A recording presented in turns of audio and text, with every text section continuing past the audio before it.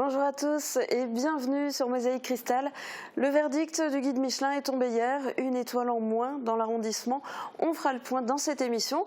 On vous fera aussi découvrir les coulisses de l'opérette du Conservatoire de Sarreguemines et on vous emmènera en promenade sur les sentiers balisés du Club Vosgien. On parlera métier et réseau avec l'invité du jour, Steve Girold. Bonjour. Bonjour. Et merci de participer à cette émission.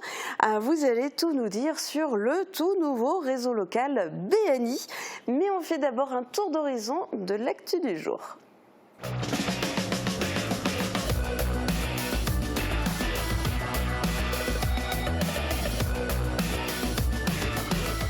L'Aglo, acteur de l'écomobilité.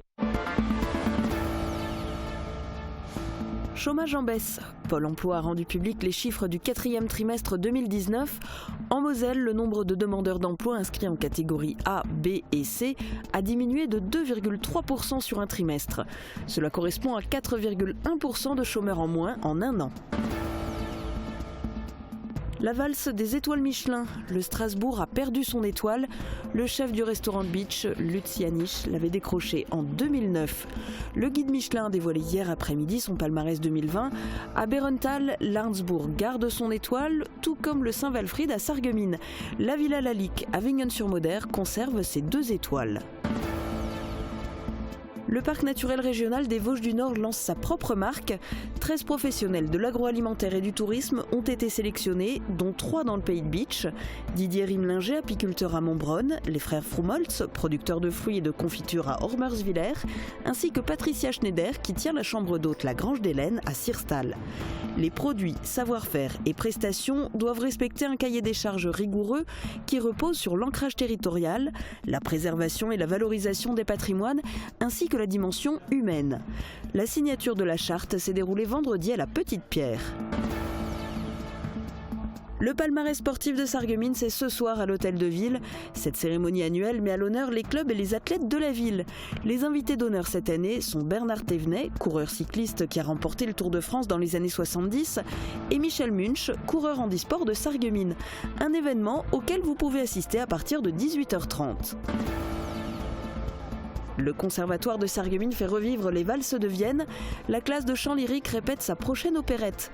Sur une musique de Johann Strauss, les élèves du Conservatoire travaillent pour être fin prêts pour les 4 représentations. La première aura lieu le 7 février à Diemeringen, puis rendez-vous le 8 à Sarralbe et les 14 et 16 février au Casino de Sarreguemines. Et pour les infos côté ciel, voici les prévisions de Météo France pour demain. Avec le Crédit Mutuel, partenaire des grands événements sportifs.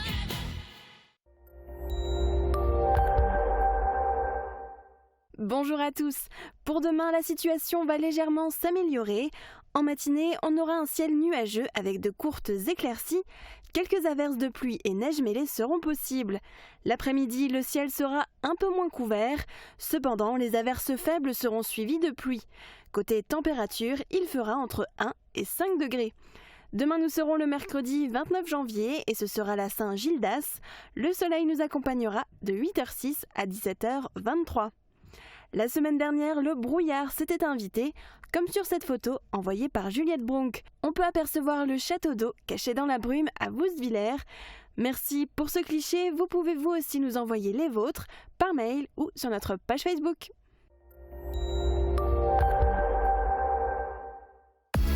Au pays de Bitche, une offre fibre jusque chez vous, un service innovant en zone rurale. La liste des nouveaux étoilés a été dévoilée hier lors de la cérémonie du guide Michelin 2020. Malheureusement, aucun établissement de l'arrondissement de Sarreguemines n'a reçu de nouvelle étoile. C'est le cas de l'auberge Saint-Walfried à Sarreguemines qui a cependant conservé son premier macaron. Thibaut Desmerlet est allé voir sur place. Hier, les résultats sont tombés. Lors de la cérémonie du guide Michelin 2020, le nouveau palmarès des tables étoilées a été donné. L'auberge Saint-Walfried à Sarreguemines garde sa précieuse étoile. Elle a été acquise une première fois en 1977. C'était Jean-Claude Schneider qui a été aux commandes. L'établissement sarregueminois l'a malheureusement perdue, il fallait donc la reconquérir.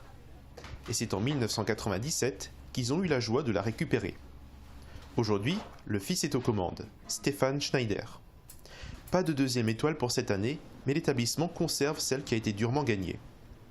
Le Guide Rouge n'a attribué aucune nouvelle étoile pour les restaurants du secteur. L'arnsbourg à Berenthal conserve sa première étoile, la Villa Lalique à Wingen-sur-Moder ne décroche pas de troisième, et le restaurant Dimowski à Wölflin-les-Sarreguemines n'a pas obtenu son premier macaron. Mauvaise nouvelle du côté de Beach, le Strasbourg, qui avait reçu sa première étoile en 2009, vient de la perdre au Guide Michelin. La région Lorraine n'a pas brillé pour cette édition. Aucun nouveau restaurateur récompensé sur les 49 promus. Les étoilés existants n'ont pas eu d'étoiles supplémentaires et on déplore 3 pertes d'étoiles. Et pour avoir une première réaction au sujet du verdict du Guide Michelin pour l'auberge Saint-Walfried, le chef étoilé Stéphane Schneider est à notre micro. Monsieur Schneider, bonjour. Bonjour. Alors la cérémonie du Guide Michelin 2020 a été hier. Les résultats sont tombés. Vous conservez votre étoile, mais vous n'avez pas réussi à avoir une seconde étoile. Quelle est votre réaction ? Écoutez, on est très content déjà d'avoir gardé notre étoile. Et puis je dirais que pour la seconde, ce qui est bien, c'est de pouvoir en rêver. Voilà. Et qu'est-ce qu'apporte une étoile à un établissement, un restaurant, voire même à un hôtel ? Écoutez, ça ramène toujours une certaine notoriété. Alors c'est vrai qu'au niveau régional, je veux dire, la notoriété des établissements sont toujours présentes, mais c'est vrai que pour les étrangers, quand ils ouvrent le Guide Michelin, ça reste quand même la Bible, et ça permet toujours d'accéder à cette clientèle-là. Je reviens maintenant par rapport à vos collègues du secteur, notamment le Strasbourg à Beach, qui a malheureusement perdu une étoile.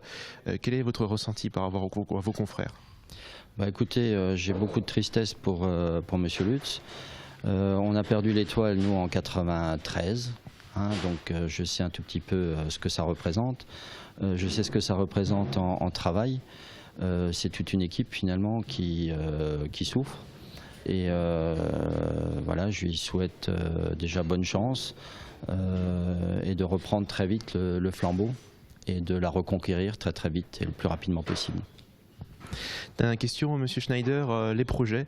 Est-ce que l'établissement a des projets futurs, peut-être d'agrandissement, c'est déjà fait, et du coup pour la deuxième étoile, est-ce que vous allez rebosser, retravailler durement ? Écoutez, on travaille durement tous les jours. C'est un métier qu'il faut faire par passion. Il y a toute une équipe, il ne faut pas oublier, il y a toute une équipe, autant en cuisine, en salle, à la plonge. Je veux dire, c'est un ensemble. Donc il faut que l'ensemble veuille croire au rêve également. Et c'est un travail de tous les jours. Et je vous remercie. Merci beaucoup. Il y aura bientôt un nouveau lotissement à Roulin. Il portera le nom de la rue où il est en train d'être construit, rue de Sarreguemines. Les travaux de voirie et de viabilisation viennent tout juste de commencer. Guillaume Dumonteil nous en dit plus. 80 arts, c'est la surface de ce nouveau lotissement. 10 parcelles à bâtir vont être aménagées en vue de construire 10 maisons individuelles. Les demandes ont été nombreuses. 9 parcelles ont déjà trouvé preneur. Emménageront notamment à cet endroit 7 Roulingeois ou personnes originaires de Roulin. Ces nouveaux acquéreurs, désireux de s'installer dans ce futur lotissement rue de Sarreguemines, doivent aujourd'hui préparer le rachat et remplir les formalités notariales. La commune a avancé les frais, acheté les terrains, réalisé les études, payé la maîtrise d'œuvre ainsi que les travaux de viabilisation. Le chantier vient juste de commencer, l'entreprise a débuté l'assainissement et doit faire face à des conditions météo délicates. La pluie notamment ne favorise pas la réalisation des travaux. La voirie et la viabilisation du terrain devraient s'achever en juin. Un petit déjeuner pour recruter régulièrement. La mission locale de Sarreguemines invite des entreprises du secteur pour rencontrer les jeunes en recherche d'emploi. Ce matin, c'était l'entreprise Muller de Petit-Réderchin qui a fait le déplacement. Elle est en phase de recrutement. Marie-Morgane Lorenz et Marie-Lou Leroy étaient sur place. L'entreprise Muller voudrait recruter au moins un nouveau salarié. Basée à Petit-Réderchin, elle est spécialisée dans le gros œuvre, la maçonnerie et le coffrage. Elle compte actuellement 7 employés. Le gérant s'est rendu ce matin à la mission locale de Sarreguemines pour y rencontrer une trentaine de jeunes. Il a présenté l'entreprise, ses réalisations et répondu aux interrogations. Peut-être que prochainement, l'une de ces personnes décrochera une place au sein de cette structure. C'est l'objectif de ces petits déjeuners économiques. Plusieurs fois par mois, la mission locale convie des entreprises du secteur en phase de recrutement. La rencontre peut s'achever sur un entretien d'embauche et pourquoi pas déboucher sur un emploi. Et si vous souhaitez vous aussi postuler, eh bien vous pouvez contacter l'entreprise de Petit-Réderchin via son site internet www.muller-bâtiment.net. Il n'est pas encore trop tard pour en manger. Une énorme galette des rois a été partagée hier soir à la médiathèque Joseph Schaeffer à Bitche. Julien Frelich, boulanger-pâtissier et président de la corporation des patrons boulangers de l'arrondissement de Sarreguemines, a formulé ses vœux devant les élus de la communauté de communes du Pays de Bitche. Épaulé par quelques artisans boulangers du territoire, il a demandé aux élus de relayer la cause de la profession. Il s'agit pour lui de valoriser la qualité et le savoir-faire de cet artisanat pour attirer la jeune génération dans le métier. Et sans transition, on passe aux Valses de Vienne. L'opérette de la classe de chant lyrique du Conservatoire de Sarreguemines sera prochainement présentée sur les scènes du secteur. Diemeringen le 7 février, Sarralbe le 9 et Sarreguemines les 14 et 16 février. Les élèves ont multiplié les répétitions, notamment costumées, avec leur professeur et directeur du Conservatoire, Olivier Gannet. Marie Luff nous emmène côté coulisses à l'auditorium du Casino de Sarreguemines. C'est plus gentil de s'aimer au ralenti, qui se presse, trop s'empresse, jamais amis à la maudit. Sous les feux des projecteurs, pas tout à fait. Pas de public dans l'auditorium du Casino, juste des élèves qui, chacun à leur manière, répètent leur partition avant de monter sur scène. La première représentation sera donnée le 7 février à Diemeringen. D'ici là, pas mal de détails à régler. Et là, il se passe quoi derrière ? Ah voilà, et il y a la musique. Chanteur et metteur en scène, Olivier Gannet doit avoir l'œil sur tout. Les costumes, les décors, les entrées et sorties de scène. C'est ça qui est intéressant parce que c'est pas uniquement du chant individuel, mais c'est aussi travailler les chœurs. Ce qui est aussi très intéressant dans l'opérette, c'est la partie théâtre. Donc ça allie et le chant et le théâtre, et puis avec une mise en scène. Alicia tient un des rôles principaux, car la soprane étudie le chant depuis 12 ans. Cela fonctionne ainsi, les plus expérimentés obtiennent des solos, tandis que les nouveaux intègrent les chœurs. La classe de chant lyrique présente une opérette chaque année, avec finalement peu de turnover. Je distribue les partitions début juillet à la fin de l'année scolaire précédente. Pendant les vacances, ils ne la travaillent pas du tout, je ne me fais aucune illusion. Mais au moins, ils n'ont aucune excuse. Et à la rentrée, tout doucement, on se met à travailler les rôles individuels pendant les cours, une fois tous les semaines, tous les 15 jours, etc. Chacun voit sa partie. Ensuite, on met en place les duos au mois d'octobre. Ensuite, en novembre, on fait une lecture totale de tout, ce qu'on appelle une répétition italienne, sans mise en scène, sans décor. Et on voit tout depuis le début à la fin, avec la musique, le chant et les dialogues. Depuis décembre, les élèves travaillent la mise en scène. Les dernières répétitions se déroulent en costume pour que tout le monde se mette dans la peau de son personnage. Une opérette est plus simple vocalement, mais il faut avoir une bonne condition physique pour tenir le rythme. Parce que 4 heures de répétition sous les projecteurs, en surveillant la partition, on est c'est à moi, c'est pas à moi, on est en bas, on court se changer, hop, on remonte l'escalier, sur scène, on y va, on se jette à l'eau, c'est sûr qu'on perd des kilos. L'opérette Valses de Vienne est basée sur des airs de Strauss, père et fils. Elle raconte la rivalité entre les deux compositeurs et semble bien partie pour faire carton plein.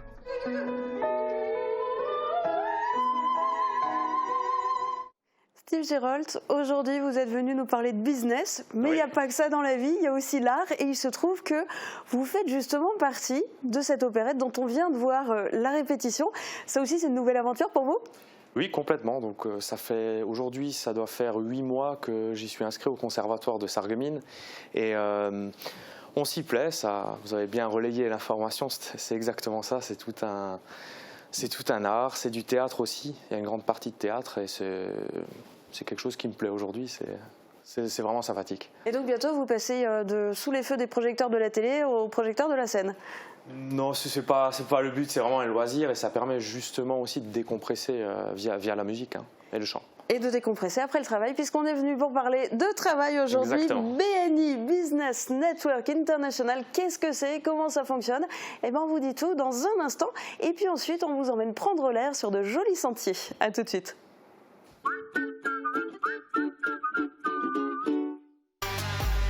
Revivez les meilleurs moments sportifs de 2019 en présence de Bernard Thévenet, double vainqueur du Tour de France dans les années 70, et de Michel Munch, athlète handisport que rien n'arrête. Événement gratuit le 28 janvier à l'Hôtel de Ville de Sarreguemines, ouverture des portes à 18 h, début de la cérémonie à 18 h 30. Le saviez-vous? AVS Santé propose un service d'orthopédie et d'orthèse très complet. Camille Stella et Melvina Seda, diplômées d'État, vous offrent leurs solutions pour soulager vos déplacements. Elles vous conseillent sur la gamme des prothèses mammaires disponibles. Et si vous souffrez d'arthrose, d'une entorse ou de polyarthrite, elles thermoformeront une orthèse directement sur votre main. AVS Santé, notre métier, vous accompagner. Vous êtes seul, vous avez envie de partage, de confiance, de dialogue, d'être aimé. N'hésitez plus, faites le premier pas. Fanny Jameau vous accompagne. Elle saura vous écouter et vous aider à faire le deuxième pas, celui qui vous mettra en relation avec des personnes ciblées et qui vous correspondent. L'agence Avenir Complice vous accueille à Sarreguemines et à Metz. Près de chez vous, quelqu'un vous attend. L'acteur principal, hein. Waouh, le charme! Vous n'avez rien remarqué? Ouais. Oui, c'est vrai, moi aussi. Pourtant, Nadine est équipée de 2 appareils auditifs. C'était lui le mieux dans le film. À la passion de l'audition, nos appareils allient discrétion et efficacité.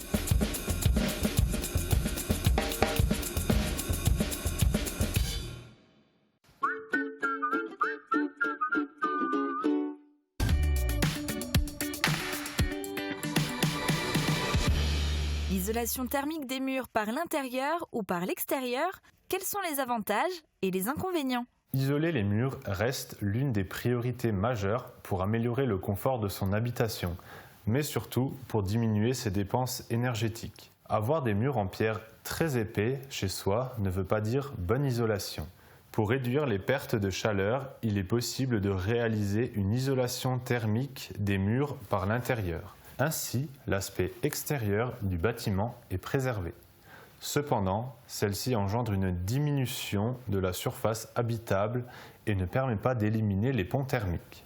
Malgré un coût plus élevé, l'isolation thermique par l'extérieur reste le procédé le moins contraignant et le plus efficace, car l'inertie des murs est conservée.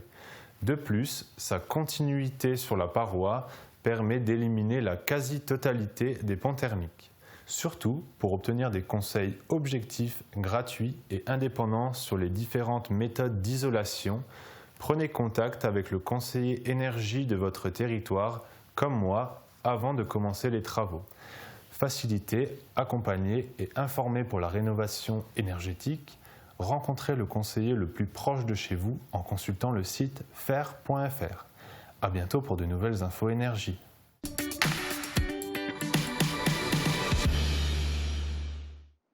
Steve Gérault, BNI s'affiche comme le leader de la recommandation d'affaires en France et dans le monde. Mais concrètement, expliquez-nous, c'est quoi ce réseau? Quel est le principe? Alors le principe, il est assez simple, c'est de recommandation de bouche à oreille. Donc on se réunit et chacun se présente et chacun a son propre groupe. Aujourd'hui, vous connaissez une 50aine de personnes, moi y compris. Demain, je rencontre un ami qui a un besoin. Et ben, je le conseille vers l'entreprise du BNI qui a été sélectionnée dans ce groupe pour répondre aux besoins de mon ami ou d'un client. Donc c'est de la distribution de cartes de visite à l'échelle des multipliés. Alors, vous venez d'en créer un dans le secteur. Il s'appelle BNI Sarreguemines Faïencerie. Il couvre quel périmètre géographique et il regroupe déjà combien de membres? Alors aujourd'hui, pour la partie géographique, on est en moyenne de Bitche à Saint-Avold, donc le centre étant Sarreguemines. Au niveau du nombre, on est aujourd'hui clôturé à 42, mais le groupe va se réouvrir d'ici peu pour augmenter les membres. Alors justement, comment on fait si on veut devenir membre? Est-ce qu'il y a des critères? Alors oui et non. Le critère déjà premier, c'est d'être motivé et puis de pouvoir travailler ensemble parce que c'est le but déjà numéro 1. Ensuite, il faut que la place soit également disponible, étant donné qu'on a une seule structure par activité. Donc si elle est déjà représentée au niveau du groupe, donc la personne ne pourra pas venir. Donc en fait, vous n'aimez pas la concurrence, il ne peut y avoir pour chaque profession qu'un seul représentant, c'est ça? Voilà, le but c'est de travailler donc ensemble, et dans la concurrence c'est un peu compliqué. Alors du coup, la place elle est pour le premier qui postule, ou bien il y a un examen des candidatures et il faut être coopté par les membres qui sont déjà en place? Alors c'est un mélange des deux, c'est-à-dire qu'il y avait des membres sont déjà en place, donc on ne peut pas adhérer si l'activité est déjà représentée. En revanche, au début, j'ai eu, c'était à ma charge, étant initiateur, sélectionner les entreprises également sérieuses, parce qu'on a eu plusieurs demandes pour la même activité. Donc là, on reçoit en comité les différentes entreprises qui se présentent, et à nous, après, en comité, de faire un vote juste. Alors ça, c'est pour le mode de fonctionnement en interne, entre guillemets. Il va y avoir un lancement officiel de ce BNI Sarreguemines Faïencerie. Ça sera le 7 février. Ce jour-là, vous organisez un gros événement, et cette fois-ci, ça s'adresse au grand public. Tout le monde peut y aller. C'est ça, donc c'est un événement ouvert au grand public, également forcément aux entreprises du bassin, donc c'est un événement local. Donc là, on va regrouper jusqu'à 300 entreprises du fait d'avoir loué donc la salle du W à Woustviller. Donc c'est une matinale business, c'est le thème. Donc le but de cette matinale, c'est de présenter donc notre groupe BNI de 42 membres, montrer l'efficacité du groupe qui est aujourd'hui éprouvé par sa technique, et montrer en fait l'efficacité de ce système qui aujourd'hui n'est plus approuvé dans le monde. Alors donnez-nous des exemples de professions qui sont représentées au BNI de Sarreguemines. Alors aujourd'hui, je vais vous donner un exemple. On a notre collègue qui est avec une chiropractrice qui est sur Volminster. Nous avons des assureurs sur Forbach, moi-même représentant la société Obecom sur Ringvillers. Donc vraiment tout type d'activité. On a aussi une partie juridique. Donc c'est aussi un soutien. C'est pas seulement du business de créer, c'est aussi un soutien pour l'entrepreneur en cas de problème dans son entreprise. Donc c'est vraiment un groupe, une unité pour créer du business efficace, solidaire et puis aussi sympathique. Et puis potentiellement gourmand, puisqu'il y a aussi les métiers de bouche qui sont représentés. On a vu tout à l'heure l'immense galette des rois dans le Pays de Bitche. C'est ça. Julien Follich fait partie des membres de BNI. Exactement. Il était d'ailleurs l'un des premiers. Donc il nous fournit tous les vendredis matin de 7h à 9h.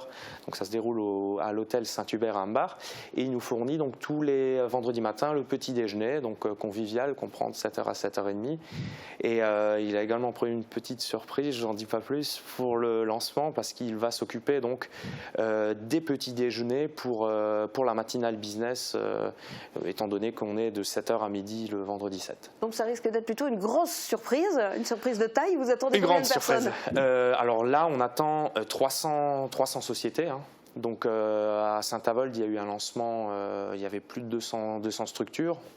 On veut les doubler, on est motivé et on est déjà sur la bonne voie. Donc on est partant pour les 300.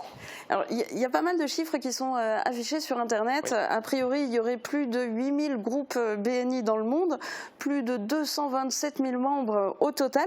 Est-ce que le réseau de Sarreguemines va être en lien avec d'autres réseaux dans les environs proches, voire à l'autre bout du monde ? Alors oui, le but direct n'y est pas. Le but c'est de travailler, c'est surtout des recommandations locales. Par contre, on a la possibilité, chaque membre peut visiter un autre groupe BNI, peu importe sa localisation en France ou à l'étranger. Donc ça ouvre quand même des portes à l'international. Et puis pour une première approche, donc rendez-vous le 7 février au W de Woustviller, déjà à partir de 7h du matin. C'est ça, et pour les inscriptions, vous pouvez donc trouver tout sur notre page Facebook, BNI Sarreguemines. Les inscriptions sont en pré-vente et je vous le conseille parce que les places sont limitées. D'accord. Merci à vous. Et merci d'être venu en parler en direct sur Mosaïque Cristal. Merci. On va maintenant partir en balade. Cette semaine, notre magazine On Tour part en promenade à la rencontre des bénévoles qui balisent et entretiennent les sentiers de randonnée. Et c'est l'occasion aussi pour vous de comprendre la signification du balisage du club vosgien. Vous allez voir, Uranie va tout vous expliquer. Je vous laisse vous promener en sa compagnie. Très bonne journée à tous. À demain.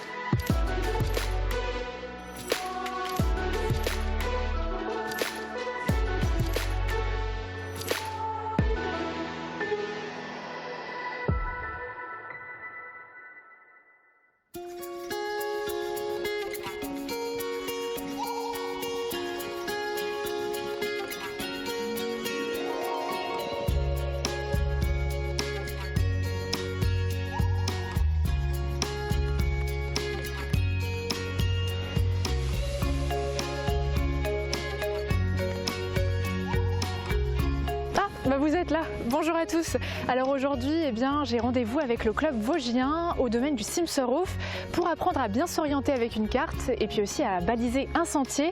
Pour le moment, ça commence pas très bien. Je suis un peu perdue, je crois. Je vais me replonger dans la carte et puis on se retrouve après. Ça doit peut-être être par là.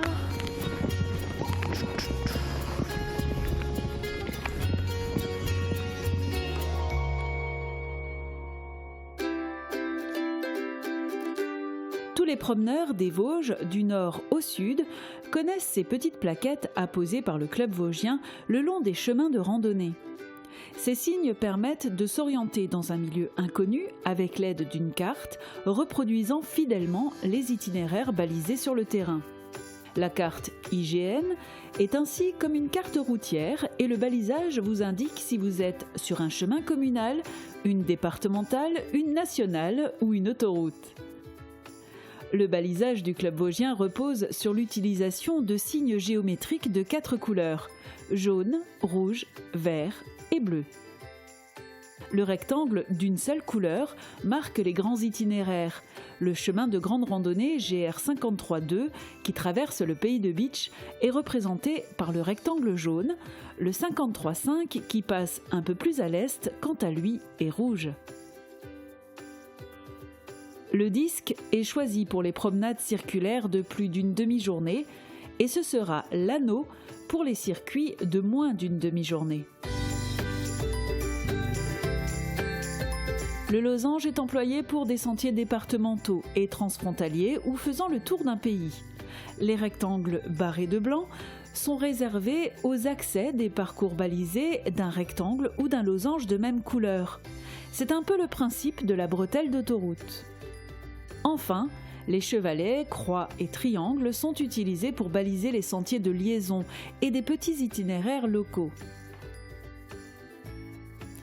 En principe, si l'on choisit de faire un circuit en boucle, il suffit de suivre un disque ou un anneau. Celui-ci vous emmènera toujours jusqu'à votre point de départ. Après, pour faire des parcours différents, la carte IGN permet de passer d'un balisage à l'autre sans jamais se perdre, à condition de ne pas s'éloigner des sentiers balisés. Gilbert Fogel, bonjour. Bonjour. Vous êtes vice-président du club vosgien section beach et baliseur. D'ailleurs, le balisage, c'est ce qu'on va faire aujourd'hui. Oui. Mais j'aimerais d'abord qu'on situe où est-ce qu'on se trouve. Là, on se trouve sur le circuit des blocs de combat du Simserhof. Et ici, on est devant le bloc 5. Ok. Alors, en quoi c'est important le balisage ?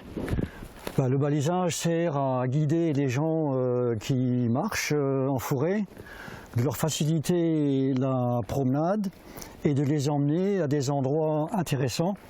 Comme ici, par exemple, les blocs de combat. Mais enfin, on peut aussi passer à des chapelles, à des étangs, à des châteaux. Des centres d'intérêt variés. Voilà, c'est-à-dire que les sentiers qu'on a créés, il y a quelque chose à voir sur les sentiers. Super. Alors, est-ce que vous faites que le balisage ou est-ce qu'avec les différents membres, vous faites des rondes régulièrement, vous venez entretenir les sentiers?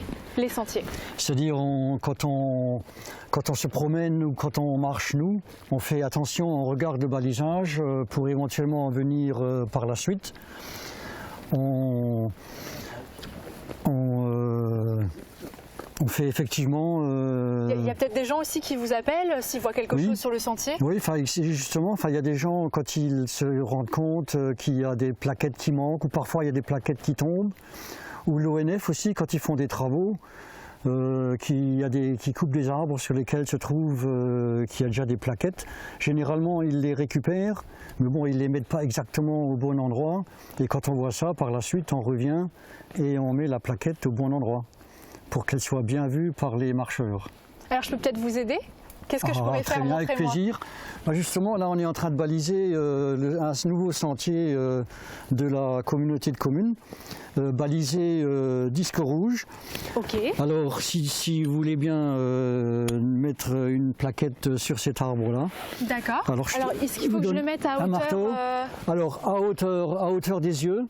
Ok. À hauteur des yeux, plutôt par ici, dans le sens perpendiculaire à la marche. Okay. Que les marcheurs, quand ils arrivent d'ici, qu'ils le voient à hauteur des yeux, dans le sens dans lequel ils marchent. Très voilà. bien. Enfin, Donc par là, ça ouais, irait, bon. et là je tape comme ça. Voilà, tac, tac. Ok, très bien. Voilà. Alors on ne les enfonce pas entièrement. Une fois qu'ils sont 2 cm dans le bois, ça suffit parce que l'arbre, quand il va pousser, il va emmener le clou et petit à petit, il va occuper la place qui est derrière. Voilà. Bon, en Très tout bien, cas, comme ça les marcheurs sont contents. Il faut savoir que tout au long de l'année, il y a 7 bénévoles qui s'occupent de faire le balisage. Et vous allez le voir, ils le font quand même un peu mieux que moi.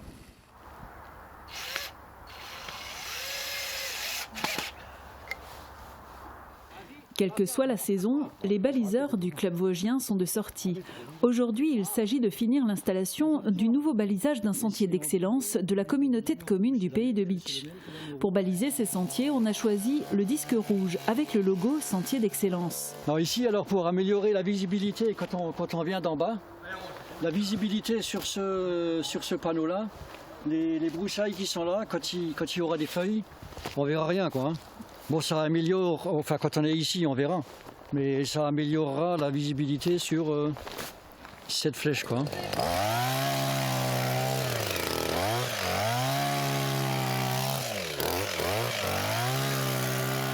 Le club vosgien de Bitche a en charge quelques 300 km de sentiers, soit 60% des sentiers du Pays de Bitche.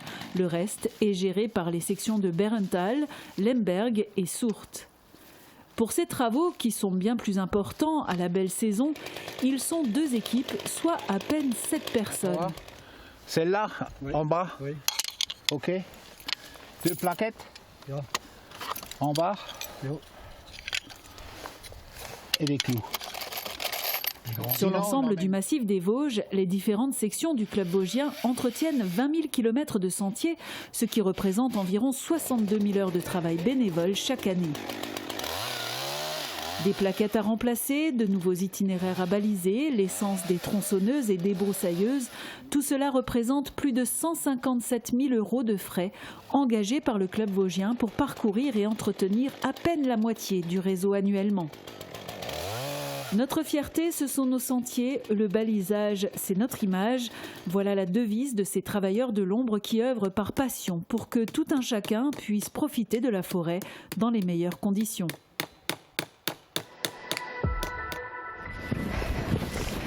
Alors Gilbert, là on se trouve où ? Ben là on est à un carrefour de 2 chemins, le chantier anneau vert qui va de ce côté-là, le chantier anneau rouge qui va par là. Ici on est à un carrefour, qui sont balisés ici avec une flèche et avec la direction et le rappel tout de suite derrière, qui se trouve derrière nous là. Ok, et alors ce balisage, où est-ce qu'on peut le retrouver ? Ben, ces balisages on peut les retrouver sur les cartes IGN. Qui sont en vente à différents endroits. Et est-ce qu'on peut utiliser autre chose qu'une carte ? Pour certains, oui, on peut utiliser. Enfin, moi, j'utilise aussi souvent pour me balader le GPS qu'on peut mettre sur le smartphone avec des applications gratuites.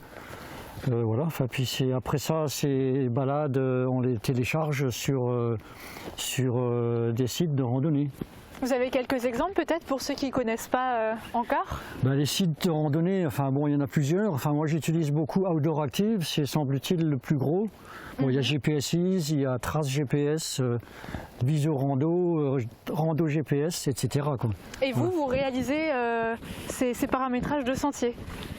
Vous les faites et vous les mettez sur Internet ? Quand on marche, j'enregistre la balade qu'on fait. Et en rentrant à la maison, je le mets sur le site du club vosgien avec les photos qu'on a fait pendant la balade. Super. Et alors, on pourrait peut-être aussi parler des sentiers d'excellence. Est-ce que vous pouvez nous expliquer ce que c'est ? Oui, justement, ici, on est sur un sentier d'excellence. Si on veut, on peut comparer ça au Premium Weg allemand.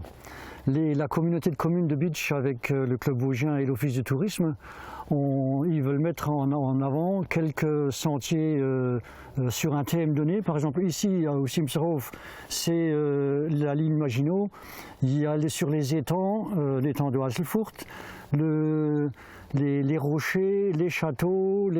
En gros, il y a 14 sentiers d'excellence qui ont été créés par la communauté de communes. Et sur le site du club vosgien de Bitche, on a 8 sentiers d'excellence, quoi, hein.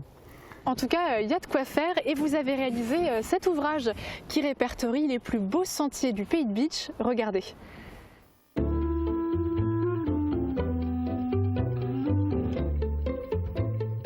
Voilà la meilleure façon de découvrir le pays de Bitche et même au-delà.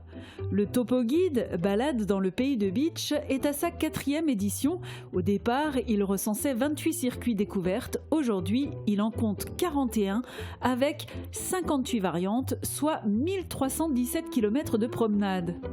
Les circuits couvrent plus que le pays de Bitche, puisque 8 circuits s'ouvrent vers l'Alsace, 7 traversent la frontière et l'on trouve aussi 2 circuits aux portes de Sarreguemines, un à Bliesbruck et l'autre à Sarinsmain.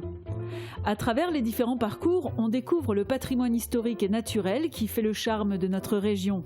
Châteaux, chapelles, musées, ouvrages de la ligne Maginot, vestiges gallo-romains, sources et étangs, arbres remarquables, rien n'échappe au randonneur qui suivra ces chemins balisés.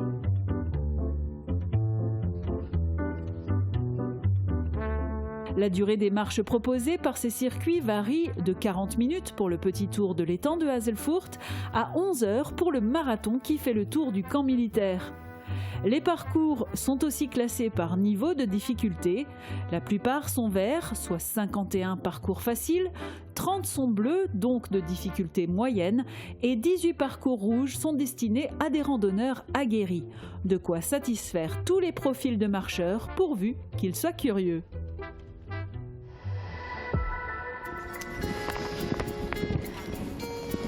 À mon avis, il reste encore 1 kilomètre. Et oui, parce qu'il va falloir que je mette en pratique tout ce que j'ai appris. Côté info pratique, eh bien, sachez que le club vosgien propose des balades mensuelles. Vous pouvez retrouver tous les itinéraires ainsi que les dates de ces balades sur le site internet. Très belle promenade à tous et à bientôt.